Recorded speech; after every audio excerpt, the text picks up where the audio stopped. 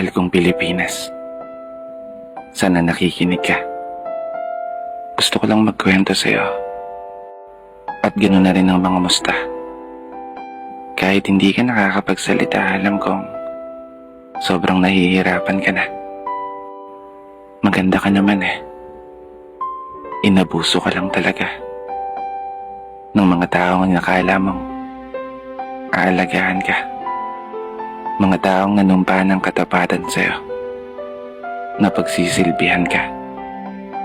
Mga taong pinagkatiwalaan namin na sa'yo'y magsasalpa sa mga panahon na haharap ka sa unos bilang isang bansa na matatag at palaban.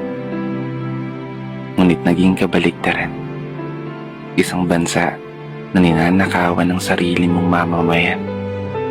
Isang bansa na dapat ay pinoprotektahan. Ngunit isang bansa na napapaligiran ng mga taong mapanlamang. Kailan nga ba tayo magigising? Kailan nga ba kayo matatauhan?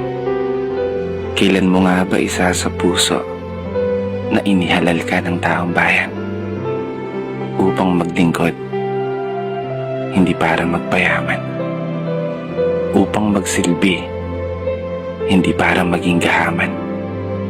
Imulat mo yung mga mata mo upang tuluyan mong masilayan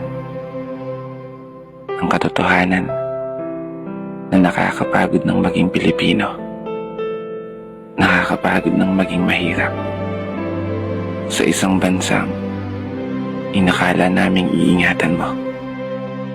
Mahal kong Pilipinas.